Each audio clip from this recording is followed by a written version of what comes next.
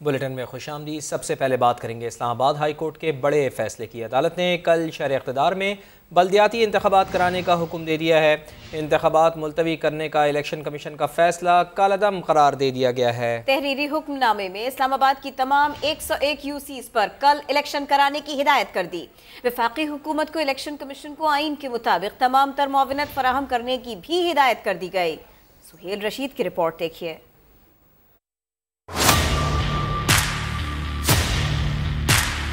इस्लामाबाद में बल्दियाती इंतखाबात मुलतवी करने का इलेक्शन कमीशन का फैसला कलअदम करार। इस्लामाबाद हाई कोर्ट ने मुख्तसर फैसले में बड़ा हुक्म सुना दिया। कहा 31 दिसंबर को ही इंतखाबात का इनेकाद यकीनी बनाया जाए। तहरीक इंसाफ और जमात इस्लामी की दरखास्तों पर मुख्तसर फैसला जस्टिस अरबाब मोहम्मद ताहिर ने सुनाया। एक सफ़े पर मुश्तमिल तहरीरी हुक्मनामे में वजारत दाखिला का 19 दिसंबर का नोटिफिकेशन और इलेक्शन कमीशन का 27 दिसंबर का हुक्म दोनों कलअदम करार। अदालत ने कहा इलेक्शन कमीशन इस्लामाबाद में शेड्यूल के मुताबिक 101 यूनियन काउंसिल्स में बल्दियाती इंतखाबात के लिए पोलिंग कराए। विफाकी हुकूमत को इलेक्शन कमीशन को आइन तमाम तर मुआवनत फराहम करने की हिदायत भी कर दी गई। मुख्तसर हुक्मनामे के मुताबिक बल्दियाती इंतखाबात का इनेकाद फौरी कराने की वजूहात पर मबनी तफसीली फैसला बाद में जारी किया जाएगा। इस्लामाबाद हाई कोर्ट ने कल हर सूरत इंतखाबात कराने का हुक्म दिया तो हुकूमत ने फैसला नाकाबिले अमल करार दे दिया। वज़ीर दाखिला राना सनाउल्लाह बोले कि कल इलेक्शन नहीं करा सकते। इंट्रा कोर्ट अपील दायर करने का भी ऐलान कर दिया। वज़ीर कानून आज़म नज़ीर तारड़ ने कहा 1000 से ज़ायद पोलिंग स्टेशन पर इंतजाम करने हैं और लाखों वोटर्स हैं। एक दिन के नोटिस पर कैसे इलेक्शन कराएं? अदालत को वो हुक्म देना चाहिए जो काबिल अमल हो। इस्लामाबाद हाई कोर्ट का हफ्ते को इलेक्शन कराने का हुक्म। हुकूमत ने अदालती हुक्म पर इंतखाबात कराने से माजरत कर ली।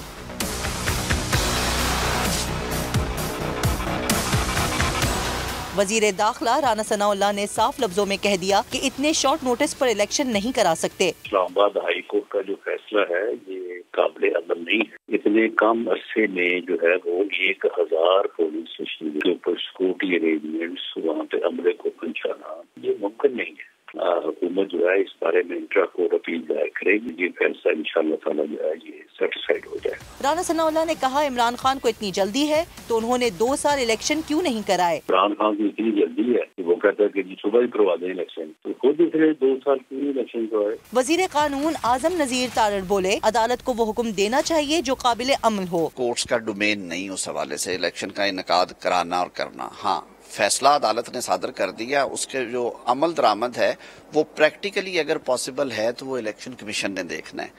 अब ये 10 घंटे के 12 घंटे के नोटिस के ऊपर ये कोई ऐसा काम तो नहीं है कि कागज एक जगह से उठा के दूसरी जगह रखना है। हुकूमती रहनुमाओं ने उम्मीद जाहिर की कि अपील में उन्हें रिलीफ मिल जाएगा। इस्लामाबाद में बल्दियाती इंतखाबात से मुताल्लिक़ अदालती फैसले पर इमरान खान की आवाम को मुबारकबाद। कहा शहर इक़्तिदार के लोग अपने बल्दियाती नुमाइंदगान को चुन सकेंगे। अपने खुसूसी पैगाम में उन्होंने इलेक्शन कमीशन और हुकूमत पर इल्ज़ामात दोहराए और शहरियों से अपील की कि वो अपने मकामी नुमाइंदे मुंतखब करने के लिए वोट डालने ज़रूर जाएं। बड़ी बदकिस्मती है कि इस मुल्क में एक तो एक करप्ट टोला मुसल्लत है और इनके साथ मिला हुआ इलेक्शन कमीशन जो हमेशा इनकी सपोर्ट करता है और जमहूरियत के ख़िलाफ़ फ़ैसले देता है। और अल्लाह का शुक्र है कि अदालतें हमेशा इनके फ़ैसलों को मुस्तरद कर देते हैं। अवाम इनको रिजेक्ट कर बैठी। मैं इस्लामाबाद के लोगों को ख़ास तौर पे आज ताकीद करता हूँ कि आपने भरपूर तरीके से कल के इलेक्शन में शिरकत करनी है। क्या इस्लामाबाद में कल बल्दियाती इलेक्शन होंगे? हुकूमत ने फैसले के खिलाफ इंट्रा कोर्ट अपील दायर करने का फैसला किया है। Additional attorney general Islamabad high court पहुँच चुके हैं। इलेक्शन कमीशन के दफ्तर में भी कई घंटे से मुशावरत चल रही है। हमारे नुमाइंदे सुहेल रशीद इस्लामाबाद हाई कोर्ट और जुल्करनैन इकबाल इलेक्शन कमीशन में मौजूद हैं। पहले सुहेल की तरफ चलते हैं। सुहेल, आप ये बताइएगा कि इंट्रा कोर्ट अपील कब तक दायर होने का इम्कान है?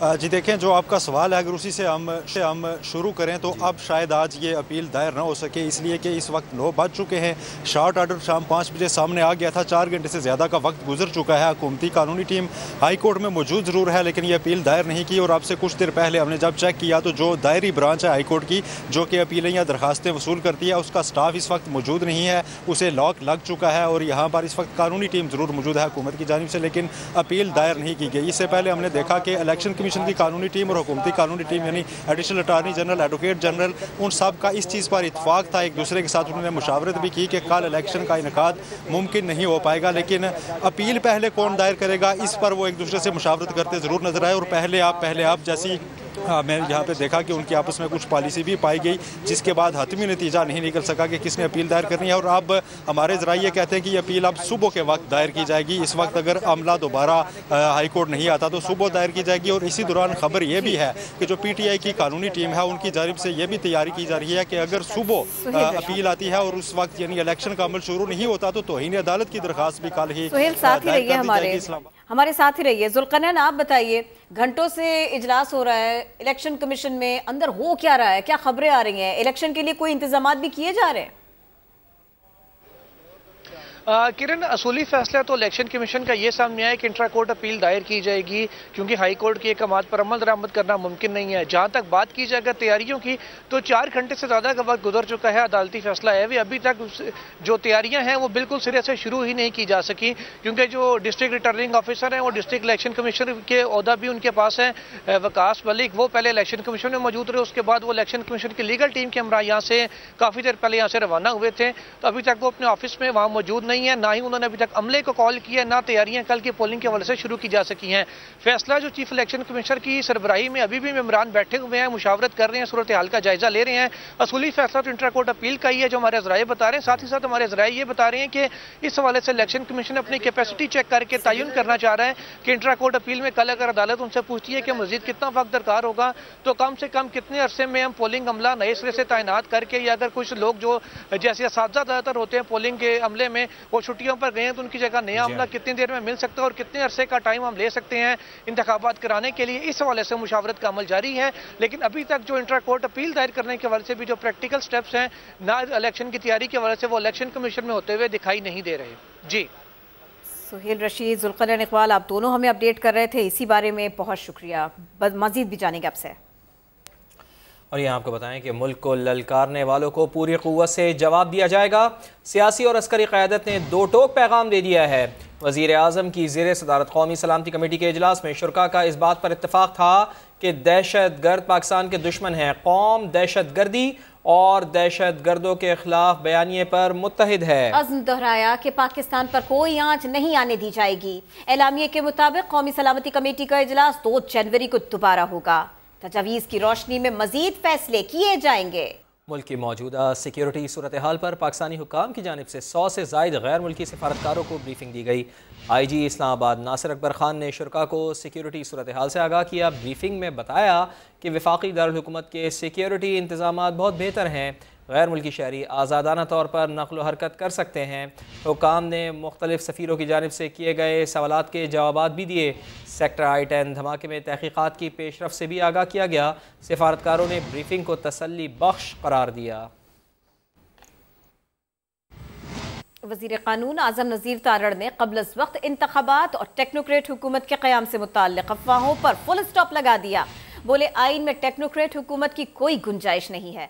अगर क़ब्ल अज़ वक्त इंतख़ाबात हों तो निगरां हुकूमत 3 माह में इलेक्शन कराने की पाबंद है। आइन पाकिस्तान में ऐसी कोई गुंजाइश नहीं है। हाँ, 2 तरह की सूरत हाल है। अगर क़ब्ल अज़ वक्त इंतख़ाबात हों, यानी वज़ीर आज़म अगर ये तय करें कि असम्बलियाँ तहलील होनी चाहिए और क़ब्ल अज़ वक्त इंतख़ाबात हों, तो ऐसी सूरत में आइन कहता है कि 90 रोज़ के अंदर इंतख़ाब होगा। और अगर असम्बलियाँ अपनी मुद्दत पूरी करती हैं, जो कि आज सूरत हाल है, और इंशाअल्लाह अज़ीज़ ये असम्बलियाँ अगस्त तक चलेगी, तो उस सूरत में 60 रोज़ के अंदर इंतख़ाबात होने हैं। इसके अलावा जो भी डिस्पेंसेशन है या जो भी है, वो ख्वाहिश तो हो सकती है, लेकिन वो कॉन्स्टिट्यूशनल डिस्पेंसेशन नहीं है। गवर्नर सिंध कामरान डिसोरी कहते हैं कि उन्होंने जब से मनसब संभाला है, कोशिश है कि लोगों में इत्तेहाद और इत्तेफाक पैदा करें। नफरतों से मुल्क और सूबे को जो नुकसान पहुंचा है उसका इजाला करना होगा। से मैंने इस मनसब पर अल्लाह ताला ने मुझे बिठाया है। मेरी ये कोशिश है कि मैं तमाम ही लोगों के दरमियान इत्तेफाक और मोहब्बत पैदा करूं, और ये जो लोग नाइत्तफाकियों की वजह से इस सूबे की, शहर की और मुल्क की तरक्की में रुकावट बन गए हैं, वो रुकावट दूर करें तो बिल्कुल ठीक है। इस पे कोशिश जारी है। रियासत मदीना और इस्लाम की बात करने वाला कैसे गैर मुहज़्ज़ब गुफ्तगू कर सकता है? साबिक रुकन कौमी असम्बली आयशा गुलालई ने सवाल उठा दिया। इमरान खान पर तनकीद करते हुए बोली, कौम को पहले ही आगाह कर दिया था, मगरिब में ऐसे इंसान को पार्टी से निकाल दिया जाता है, मगर खान साहब अभी भी चेयरमैन बने हुए हैं। जो भी audio video leaks Imran Niazi के सामने आई हैं, और जब मैं इस पार्टी में आई तो मुझे भी यकीन नहीं था कि ये जो मैसेजेस मुझे मिल रहे हैं, ये इमरान नियाजी इस किस्म के बेहुदा मैसेजेस कर सकता है। मैंने उनकी एक पार्टी की खातून से भी पूछा कि क्या ये नंबर इनका है, तो उन्होंने कहा कि जी ये इनका नंबर इनका है। वो शख्स जो तकारीर में, जो जलसों में, जो कौम को अखलाकियात के सबक पढ़ाता है, जो बात करता है इस्लाम की और रियासत मदीना बनाने की, तो वो शख्स ऐसे बेहुदा मैसेजेस कैसे कर सकता है। मगरब में अगर कोई सियासी जमात का सरबराह माली और अखलाकी करप्शन में मुलव्वस पाया जाए तो उसके पार्टी के कारकुन खुद उसे कहते हैं कि आप इस्तीफ़ा दें, वो उसको खुद ही निकाल देते हैं पार्टी से। वहाँ पर कोई फिर पॉलिटिकल पार्टी की सरबराही नहीं कर सकता। तो कोई शर्म है, कोई हया है। इसके दो चेहरे हैं, एक वो जो इस्लामिक टच तस्बीह वाला चेहरा है, और दूसरा जो इसका चेहरा है वो ऑडियो लीक्स के ज़रिए आपके सामने आ रहा है। तो शाखाना से उसने तहाइफ लिए। इसके अलावा भी करप्शन केसेस हैं उसकी एक लिस्ट है, खैबर पख्तूनख्वा में भी और फेडरल लेवल पर भी। सहाफ़ी जिसका क्रिकेट में कोई तजर्बा नहीं, उसे क्रिकेट बोर्ड के मामला सौंप दिए गए। साबिक चेयरमैन पीसीबी रमीज राजा का प्रोग्राम मेरे सवाल में इंटरव्यू। बोले, एक सहाफ़ी का खेल से क्या लेना देना, पीसीबी पर शब खून मारा गया, अकरबा परवरी की बुनियाद पर चलते फिरते सेटअप को लपेट दिया गया, इंकिशाफ किया कि उन्हें जान का खतरा था, इसीलिए बोर्ड के खर्च पर 1 करोड़ 65 लाख की बुलेट प्रूफ गाड़ी ली। जर्नलिस्ट जिसकी कोई क्वालिफिकेशन नहीं है, सिर्फ अपने नेपोटिज्म के बेस के ऊपर आप उसको चेयरमैन लगा देते हैं और एक चलते फिरते सिस्टम को आप डिस्ट्रॉय कर देते हैं। तो आपने मिसबा और वकार को भी जो है बड़ा डिस्ग्रेसफुली जो है उनको आपने हटाया था। ये तो एक चेयरमैन का हक है ना। अभी भी तो बात कर रहे हैं ना कि आप सिकलैन को हटा के और मिकी आर्थिर को शायद लेके आ रहे हैं। एक सहाफ़ी का क्या काम है? एक इस तरह से शब खून मारा, 2:15 बजे वो ट्वीट करते हैं कि जी मेरी हुकूमत चली गई है, सुबह मेरे पास सामान भी नहीं लेने को है, फिर कॉन्स्टिट्यूशन बदल देते हैं ना। फ्रेंचाइज ओनर्स भी पीएसएल के सुना आपसे काफी नाराज रहे हैं। काश मैं आपको मैसेजेस दिखाऊं, रोने वाले मैसेज है कि आप चले गए। क्या आपके जाने की वजह से? जी, अलिजिडली आपने कोई 1 करोड़ 65 लाख रुपए की गाड़ी रखी हुई थी पीसीबी के खर्चे के ऊपर, इसलिए कि मुझे डेथ थ्रेट है। बुलेट प्रूफ आपको तब तक नहीं मिल सकती है जब तक कि आपको डेथ थ्रेट नहीं होता। आपको मतलब डेथ थ्रेट थी तो बड़ी सीरियस बात। ऑस्ट्रेलिया टूर जब शुरू ही हो रहा था तब से नहीं, लेकिन कहाँ से आई थी? अब मंसूर, मैं आपसे जब कह रहा हूँ, डीआईजी साहब आए थे मेरे घर, सारी पुलिस आई थी। अच्छा। और ये रिपोर्ट हुआ था, तभी तो ये सारी सिचुएशन है। भारतीय वज़ीर आज़म की वालिदा के इंतकाल पर वज़ीर आज़म शहबाज शरीफ का इजहार अफसोस। अपने ट्विटर पैगाम में ताज़ियत करते हुए लिखा, माँ को खोने से बड़ा कोई नुकसान नहीं हो सकता। वज़ीर आज़म नरेंद्र मोदी की वालिदा हीराबेन की उम्र 100 साल थी। उन्हें तबीयत नासाजी के बायस अहमदाबाद के अस्पताल में दाखिल कराया गया था। नरेंद्र मोदी अपनी वालिदा की आखिरी रसूमात अदा करके राजभवन रवाना हो गए। लाहौर में कॉन्ट्रैक्ट पर भर्ती असातिज़ा का मुलाजमत की मुस्तक़ली के लिए चौथे रोज़ भी एहतजाज। इमरान खान की रिहाइशगाह के बाहर धरना दे दिया। कहते हैं मुस्तक़ली का नोटिफिकेशन लेकर ही जाएंगे। लाहौर से देखिए दानियाल उमर की रिपोर्ट।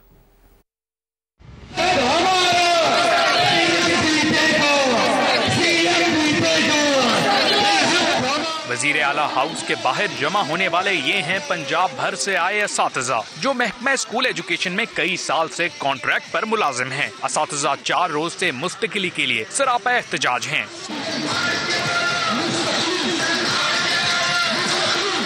ख़वातीन असातिज़ा की बड़ी तादाद भी धरने में शरीक है। बास के हमरा बच्चे भी हैं। मुजाहिरीन शाम के वक्त रैली की सूरत में इमरान खान की रिहाइश का ज़मान पार्क पहुंच गए। असातिज़ा ने कैनाल रोड ब्लॉक करके धरना दे दिया। असातिज़ा का कहना है मुतालबात की मंजूरी तक वो वापस नहीं जाएंगे। असातिज़ा के एहतजाज के बाइस शहर में शदीद ट्रैफिक जैम भी रहा। पंजाब हुकूमत ने असातिज़ा से मुज़ाकरात के लिए वुज़रा की कमेटी तश्कील दे दी है, जिसे असातिज़ा ने तस्लीम करने से इनकार कर दिया है। कैमरा टीम और साथी रिपोर्टर कज़ाफ़ी भट्ट के साथ दानियाल उमर, समा, लाहौर।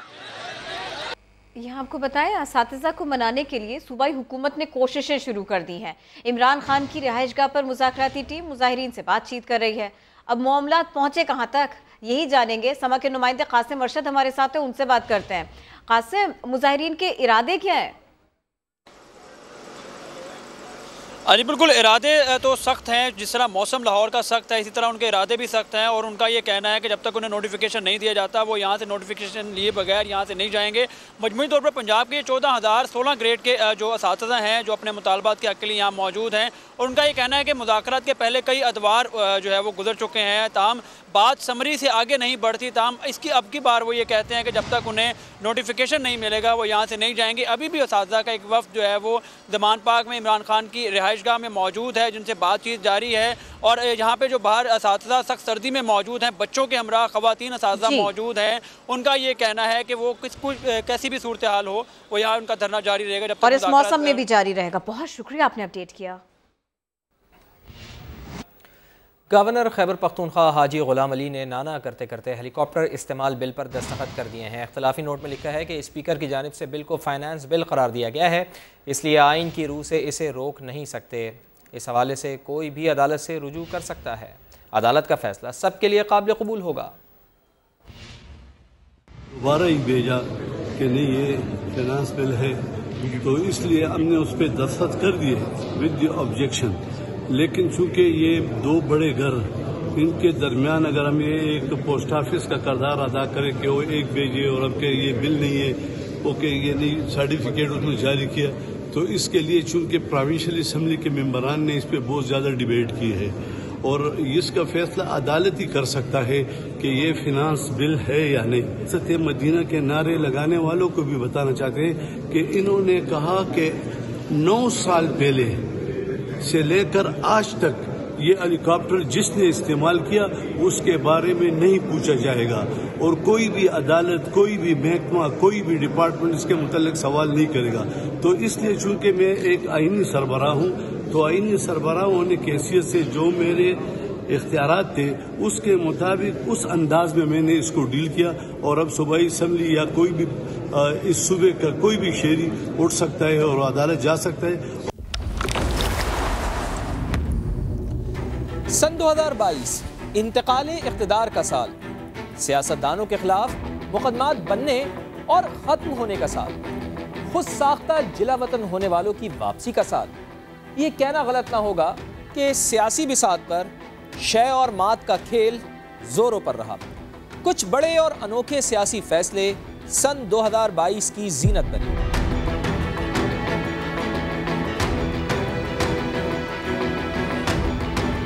दो 2022 का सूरज तब्दीली का नारा लगाकर इख्तिदार में आने वालों के लिए हैरान कुन तब्दीली लेकर आया।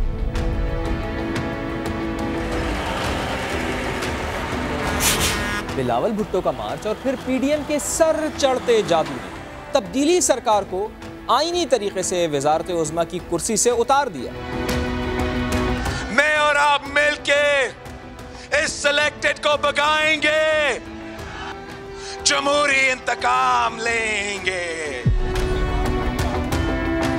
इमरान खान ने साइफर सीरीज पढ़ी, जलसों की रेल भी चलाई, मगर हर बार हजीमत उठाना पड़ी। मैं इल्जामात नहीं लगा रहा, लिख के हमें धमकी दी गई है। मुस्लिम लीग काफ 2 धड़ों में बढ़ गई। खुद पीटीआई के अरकान ने इस्तीफे देने के मामले पर पीठ दिखा दी। पंजाब सियासत का महवर बना रहा। 3 मरतबा वजीर आला तब्दील हुए। इमरान खान के मई में नाकामी से 2-4 होने वाले लॉन्ग मार्च की दूसरी किस्त भी फ्लॉप गई। हत्ता कि 31 साल बाद आज़ाद कश्मीर के बल्दियाती इलेक्शन में ऑपोजिशन इत्तेहाद ने हुक्मरान पीटीआई को अवाम का मूड बता दिया। शहबाज शरीफ पाकिस्तान स्पीड बनकर इख्तिदार में आए तो महंगाई समेत कई बहरान मुंह फाड़े खड़े थे। तारीख का बदतरीन सैलाब भी आया, मगर सब ने मिलकर मुश्किलात का हिम्मत और बहादुरी से मुकाबला किया।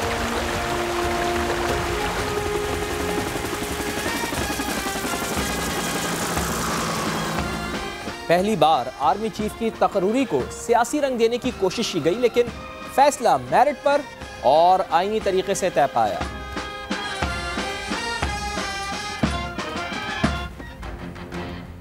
इसहाक डार और सुलेमान शहबाज वतन वापस आए और अदालतों के सामने सरेंडर किया। इसी तरह मरियम नवाज की बरियत भी सन 2022 की अहम पेशरफ्त रही। वज़ीर इत्तलात सिंध शर्जील इनाम मेमन की बात करते हैं। उन्होंने सोशल मीडिया पर सिंध की जेल से मंसूब की जाने वाली तस्वीर की तरदीद कर दी। कहते हैं ख़वातीन की जेल में न सिर्फ बच्चों को तालीम दी जा रही है बल्कि इलाज मुआलजे की भी बेहतरीन सहूलत दी जा रही है। सिंध के किसी भी जेल की ये तस्वीर नहीं है। इल्लीगल इमिग्रेंट्स जो है वो हमारे पास मतलब सिंध गवर्नमेंट के पास मौजूद हैं। कोई 129 फीमेल प्रिजनर्स हैं और उनके साथ 178 जो हैं वो बच्चे हैं। अच्छा ये बता दूं कि ये बच्चे जो हैं वो अरेस्टेड नहीं हैं। ये वुमेन जेल कराची में है जी, जहाँ पर ये मासूम बच्चे जो हैं इनको तालीम भी दी जा रही है और प्रॉपर जो है खाना दिया जाता है, रिहाइश की सहूलत दी जाती है। इसी के साथ ही वक्त हो गया ब्रेक का, जिसके बाद दोबारा हाजिर होंगे हेडलाइंस के साथ। देखते रहिए समा।